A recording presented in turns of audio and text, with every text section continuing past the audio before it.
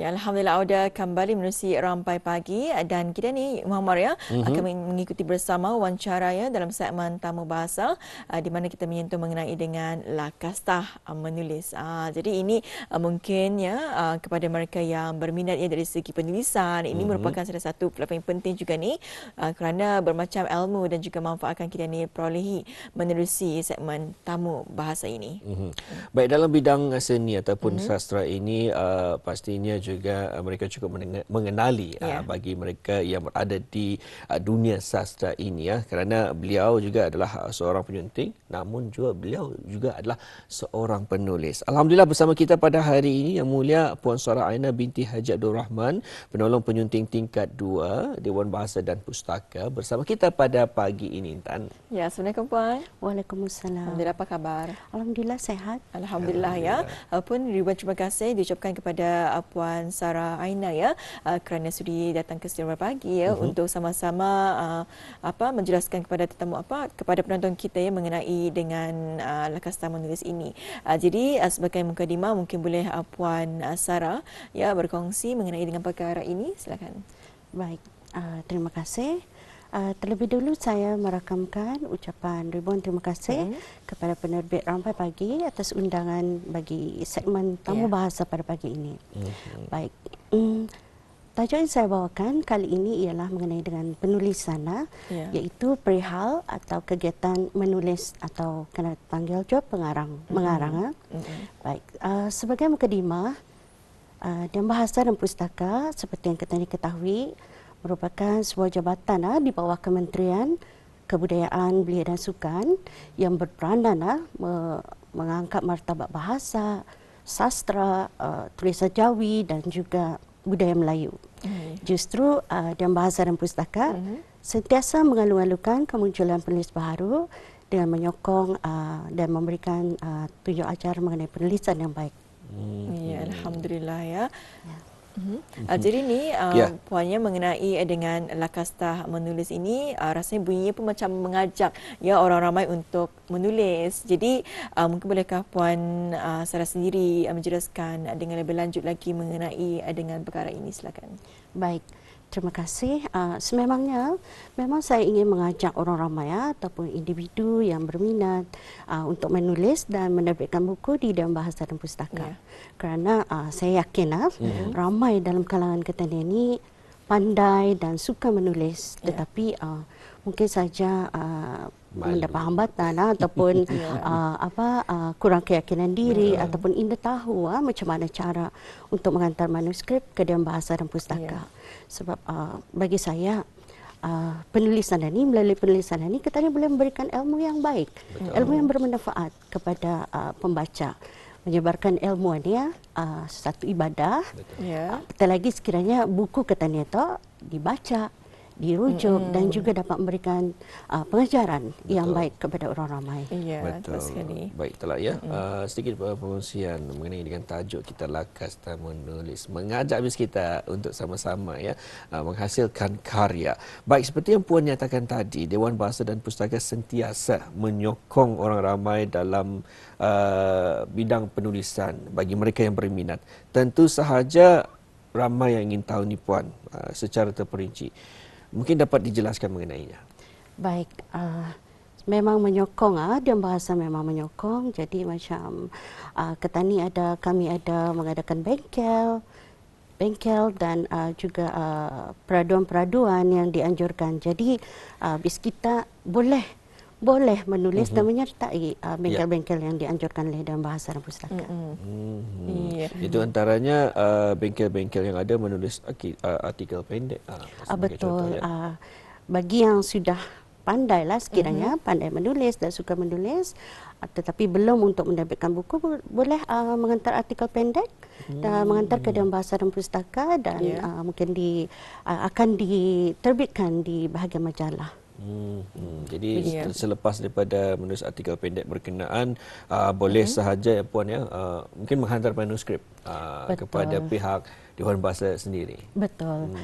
Jadi kalau sudah mantap ataupun kita sudah ada keyakinan diri, boleh menghantar manuskrip ke Dewan Bahasa dan Pustaka untuk diterbitkan. Diterbitkan. Ya, betul. Wah, cukup menarik. Ya, Alhamdulillah ya. Jadi ini kita bicara mengenai dengan tamu bahasa ya, iaitu Lakasta menulis ya. Jadi ni ingin juga mengetahui bersama ni, puannya mungkin ada penonton kita ketika ini rasanya mahu menjadi seorang penulis. Jadi apa yang perlu ada untuk seseorang individu menjadi seorang penulis yang tadi yang berwibawa dan juga sebagainya? Baik, terima kasih. Sebenarnya mereka yang berminatnya, yang mahu untuk menulis ni biasanya mempunyai kriteria tertentu, terutama minat menulis yang disertai dengan bakat. Jadi bakat itu memang semula jadilah, tetapi apabila diasah ia akan dapat menghasilkan manuskrip yang baik. Seterusnya mungkin dia penulis itu ataupun individu itu mengetahui atau memilih genre penulisan buku yang dimaukan. Dan Bahasa dan Pustaka melalui bahagian perancangan buku ada 4 genre buku iaitu ilmiah, sastra, umum dan juga kanak-kanak termasuk komik. Seterusnya individu itu ada baiknya juga mengetahui asas penulisan dan juga asas penyuntingan. Seperti bis kita menulis dengan ejaan yang betul, tanda baca yang betul, sebab pelengkapkan diri kita itu dengan ilmu ini akan memudahkan lagi penulisan dan dapat menghasilkan manuskrip yang baik dan memuaskan.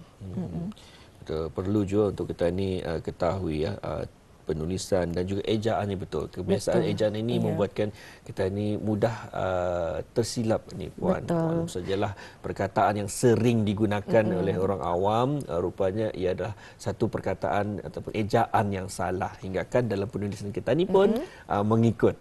Jadi kalau daripada pihak Dewan Bahasa dan Pustaka sendiri mungkin akan dapat merujuk kembali lah puan ya. Betul. Jadi manuskrip yang dihantar akan disemak.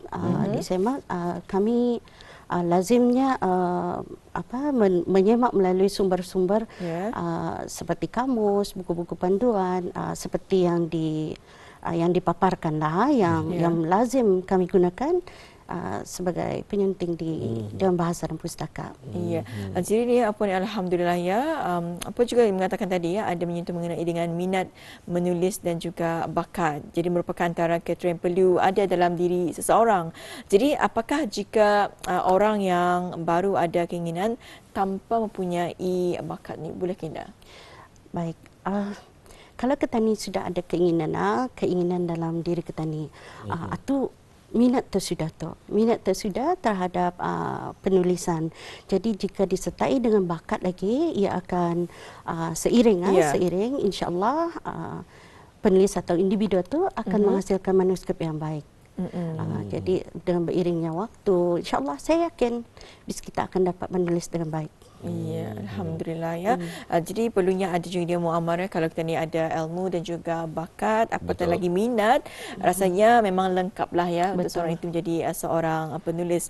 Jadi apakah bentuk sokongan Dewan Bahasa dan Pustaka untuk mengasah dan juga mengembangkan bakat ini, Puan? Baik, seperti yang saya katakan, selain dari kriteria minat menulis ini, jadi Dewan Bahasa memang mengalung-alungkan untuk menyertai bengkel penulisan dan juga peraduan-peraduan. Jadi dengan sendirinya individu itu akan mempunyai ilmu yang baik dan dapat dituangkannya orang ke dalam manuskrip. Begitu. Jadi kepada orang ramai yang ingin menyertai bengkel-bengkel penulisan yang dianjurkan oleh Dewan Bahasa dan Pustaka, sila sertai dan insya-Allah kita indahkan kenakan bayaran. Jadi bagaimana pula Puan mungkin dapat jawab Puan terangkan sedikit. Sebagai contohlah, saya ini tidak ada akademik daripada bidang sastra sendiri ataupun bidang penulisan. Adakah layak juga untuk saya mengikuti bengkel dan juga sebagainya ini? Apatah lagi saya ini tidak ada kosonglah pengetahuan tentang penulisan. Bagaimana? Baik, seperti tu ada perambahan, kalau indah pecahkan royong, indahkan kita ni dapat sagunya. Jadi sekiranya mahu untuk menulis, insya-Allah keinginan itu akan datang, bakat akan terserlah. Jadi sebab dia bahasa dan pustaka akan mengalu-alukan keinginan bis kita dengan mencari bengkel ataupun bertanya sendiri kepada bahagian-bahagian yang ada di dalam bahasa dan pustaka, khususnya dalam penulisan. Oh, jadi ini mengapa ya? Ini mengapa? Memang bahagian perancangan buku, memang kami mengalu-alukan orang ramai untuk bergiat aktif dalam industri penulisan dan kreatif macam ini. Ya, alhamdulillah ya. Jadi ni puannya seterusnya sebagai editor, apakah antara cabaran-cabaran yang sering dihadapi dan juga apakah lagi kriteria yang perlu diketahui oleh seorang penulis? Baik. Okey ya, sebenarnya kriteria ini apa kita ni perlu tahu ilmu penulisan, ilmu penyuntingan asas dan sebagainya tu. Jadi itu antara yang perlu untuk seorang penulis. Jadi apabila diasah lagi dan dibawa ke dalam bahasa dan pustaka, bis kita akan lagi terus diajar terutama dari segi penyuntingan. Kalau kita ni indah tahu apa yang akan kita ni sunting, apa yang kita ni tulis. Jadi itu satu hambatan untuk kita ni. Dengan sendirinya dalam bahasa dan pustaka akan orang mengajar mana-mana yang bercanggah atau sebaliknya akan dibagi tahu kepada penulis atau individu. Tidak kami marah, insya-Allah. Jadi ini puannya ada beberapa slide akan kita ni kongsikan bersama ya, dan mungkin boleh kongsikan juga ni biasanya kalau dia membahasa khususnya dari segi editor, ada membahasa mesti merujuk kepada semua sumber seperti yang dipaparkan nanti. Mungkin boleh dikongsikan ya? Boleh. Ya. Okey, dalam bahasa kami sebagai editor di dalam bahasa memang akan merujuk kepada kamus bahasa Melayu Nusantara. Jadi alhamdulillah kamus ini juga digunakan pakai di Malaysia dan juga Indonesia. Jadi kepada individu ataupun yang ingin menulis mungkin sekali-sekala boleh merujuk kepada apa yang kami rujuk di dalam bahasa. Jadi kamus berkenaan adalah kamus perkataan biasa katanya lah, ya, bukannya perkataan klasik. Tidak. Ini adalah kamus yang lazim digunakan dalam penulisan. Ya, terbitan dalam bahasa dan pustaka, tetapi digunakan pakai oleh Malaysia dan juga Indonesia.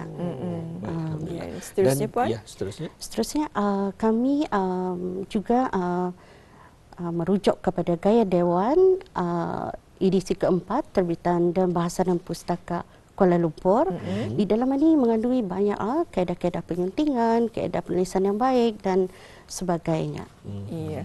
Dan kita pun kita kongsikan bersama ni mengenai dengan Kamus Bahasa Melayu Nusantara, buku panduan Gaya Dewan edisi 4, dan juga ada lagi ni rujukan, mungkin boleh dikongsikan juga ni. Okey, selain itu editor ataupun orang ramai boleh merujuk kepada talian rujukan dalam talian seperti bahasa Persuratan Melayu PRPM melalui sesawang, laman sesawang www.prpm.gov.my dbp.gov.my. Ya. Baik, juga pusat rujukan. Di kesempatan ini je Puan, kita ada menerima satu gambar mengenai dengan kamus-kamus dialek Puak. Mungkin dapat dijelaskan juga mengenainya. Baik. Bagi penyemakan dialog dalam dialek, biasanya kami menggunakan daftar leksikal 7 dialek. Jadi di sini ada dinyatakan macam contoh makan bagi bahasa Tutong Mian, bagi bahasa bagi dialek dialek Puak Kedayan, Puak Bisaya dan sebagainya. Semua ini dapat kami rujuk melalui daftar leksikal tersebut. Begitu juga mudah ni sebenarnya bagi penulis ya. Sebagai contohlah ia mencari watak dalam bahasa Tutong, mereka boleh merujuk kepada kamus-kamus ini ya. Kamus dialek Puak. Ada 3 tadi, iaitu daftar dialek daftar leksikal 7 dialek dan juga bagi bahasa Melayu, bahasa Brunei, katanya boleh merujuk kepada kamus bahasa Brunei dan yang lain Puak Tutong. Mungkin dalam mungkin saja ada pokok lain yang akan dimasukkanlah kosakatanya dalam kamus. Ya, tapi bagi saya sangat mustahaklah kepada penulis untuk merujuk kepada kamus-kamus tersebut, termasuk terutama sekali daftar leksikal ini, sebab banyak yang kosakata yang mungkin biasa kita tuturkan tetapi mungkin bercanggah daripada segi penulisannya. Jadi dengan adanya daftar leksikal, kita ni boleh merujuk dengan mudah. Tapi ini tertumpu kepada dialog ya. Dialog sahaja. Ya. Baiknya, dan juga tadi kita dah pengitu bersama ni mengenai dengan rujukan, dan ada satu lagi rujukan yang biasanya akan dirujuk, iaitu rujukan pedoman umum. Ijaan Rumi. Ijaan Rumi, untuk memastikan betul ataupun salah ijaannya itu ya. Betul. Di dalam juga mengandungi kata perbuatan dan sebagainya. Macam mana ijaan-ijaan yang betul. Jadi mudahlah ya, khususnya bagi mereka yang baru saja berjinak-jinak dalam bidang penulisan ini. Baik, apapun puan, kita berehat seketika dan kita kembali bersama selepas ini.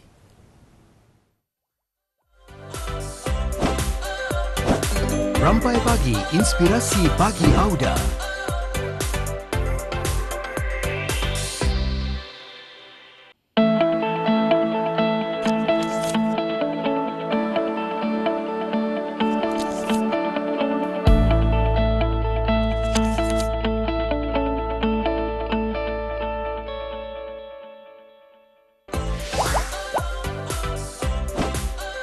Rampai Pagi, inspirasi pagi Auda.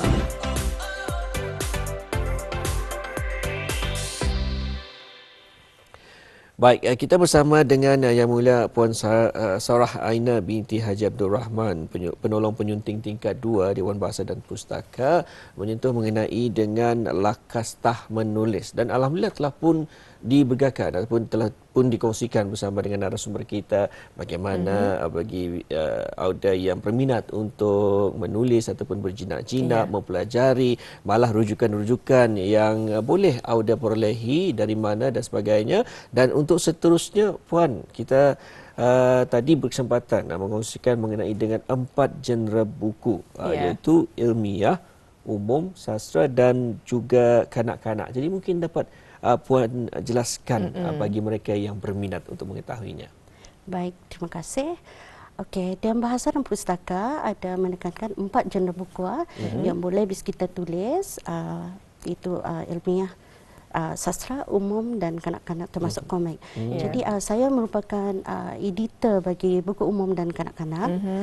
Jadi kepada mereka atau individu yang berminat, kami ada buku bacaan umum, bacaan umum, buku bacaan kanak-kanak, kanak-kanak dan remaja, himpunan artikel, motivasi dan inspirasi, seperti yang ini.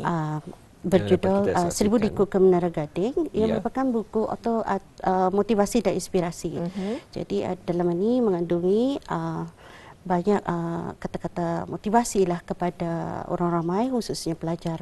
Penulis merupakan penerima anugerah penulis Asia Tenggara pada tahun 2012, yang juga penerima anugerah guru berjasa pada tahun lepas. Beliau ialah Yang Mulia Perak Haji Mahmud bin Perak Damit. Jadi di dalam buku ini penulis telah menceritakan riwayat hidup beliau dari kecil sehingga beliau berjaya masuk ke universiti. Buku ini ya, jadi 1000 Liku ke Menara Gading. Selain itu, contoh motivasi dan inspirasi adalah usahawan belia. Usahawan belia ni memperlihatkan kejayaan belia-belia dalam perniagaan. Jadi tentunya boleh menyuntik semangat para belia atau orang ramai yang ingin menceburi bidang perniagaan. Okey, seterusnya kami ada buku kanak-kanak. Buku kanak-kanak bumbu bacaan. Bumbu bacaan itu bumbu bacaan yang merupakan cerita yang berunsurkan cerita mengandungi moral. Ya, ada bukunya. Di dalam slide itu ada nanti disentuh. berunsurkan mengandungi moral dan pelajaran, pengajaran yang berguna untuk pembaca. Seterusnya kami ada karyawan bengkel. Karyawan bengkel ini seperti yang saya katakan tadi kepada orang ramai yang ingin menyertai bengkel penulisan. Jadi di akhir bengkel kita akan, jika sesuai diterbitkan, manuskrip kita tu akan diterbitkan seperti ini. Demikian juga dengan buku karya peraduan bagi individu atau mereka yang ingin menyertai peraduan atau boleh menghantar kepada kami dan seterusnya akan dibukukan dan diterbitkan. Ini adalah antara contoh karya peraduan, karya peraduan yang telah ditulis oleh Siti Nadrah. Dan seterusnya kami ada buku balan bacaan. Balan bacaan itu adalah dui bahasa. Dan seterusnya ada canang bacaan. Canang bacaan ialah tradisi lisan yang dituturkan oleh orang tua-tua dan diterjemahkan ditulis dan diterjemahkan menjadi sebuah buku dan diterbitkan menjadi buku. Ya, alhamdulillah. Ya, canang bacaan berkenaan Puan mungkin dapat diberikan contoh juga. Ya, kebiasaannya cerita-cerita, adakah cerita-cerita seperti Sang Kancil dan sebagainya ataupun jarang sekali kita ni dengar? Kalau mengenai Sang Kancil dan sebagainya, itu merupakan bumbu bacaan. Bumbu bacaan yang mengandungi moral, pengajaran dan sebagainya. Tetapi saya maksudkan mengenai dengan folklore, ia merupakan cerita rakyat yang dituturkan oleh orang tua dulu. Jadi kita ni mendengar kan tahu, indah ada dulu tu indah ada bahan untuk menulis. Dulu bertiti-titi ceritanya. Bertiti-titi dari mulut ke mulut. Jadi daripada hilang macam itu saja atau pupus, jadi Dewan Bahasa dan Pustaka berinisiatif untuk menerbitkan ke dalam bentuk buku. Baik, cukup menarik. Ya. Jadi ni apa yang dipahamkan juga pun ada merupakan seorang penulis. Mungkin boleh dikongsikan juga ni. Okey, saya mula menulis pada dululah semasa masih bersekolah. Jadi dan saya mengantar manuskrip ke Dewan Bahasa dan Pustaka. Kebetulan buku tersebut ketika ia terjual, ia menjadi buku terlaris dan saya menerima hadiah buku terlaris pada tahun 2023 semasa Pesta Buku Brunei pada tahun 2023. Jadi sebab itu saya ingin mengajak lebih ramai lagi penulis ataupun mereka yang berminat untuk menulis ini supaya kita ni warnai lagi industri kreatif di negara Brunei Darussalam ini. Sebagai motivasi kepada belia-belia kita yang baru berjinak-jinak dalam bidang penulisan ini. Baik Puan, kita mempunyai lebih kurang 4 minit. Berbaki 4 minit untuk kita ni bersama di segmen tamu bahasa segmen tamu bahasa Lakastah Menulis. Mungkin ada kata-kata terakhir memberikan hikmah ataupun motivasi kepada belia-belia kita yang baru berjinak ataupun ingin mengikuti apapun juga aktiviti yang ada di Dewan Bahasa dan Pustaka. Baik, terima kasih. Memetik kata-kata hikmah daripada pembimbing saya semasa mengikuti program penulisan mastra di Bogor, Indonesia beberapa tahun lalu. Pembimbing saya ni dari Malaysia, merupakan seorang penulis dan menghasilkan banyak buku dan sebagainya. Jadi katanya beliau ialah Puan Nisa Haji Harun. Katanya seorang penulis yang ataupun pengarang yang hebat itu tidak akan pernah kehilangan khalayak. Jadi dari sana saya ia menyuntik semangat saya lah untuk terus menulis dan berkarya. So apa yang kata ni berikan itu adalah ilmu yang bermanfaat kepada orang ramai. Jadi Puan kepada mereka yang berminat menulis mungkin boleh Puan memberitahukan di mana untuk dihantarkan dan sebagainya. Silakan. Baik. Dewan Bahasa dan Pustaka kami memang mengalu-alukan.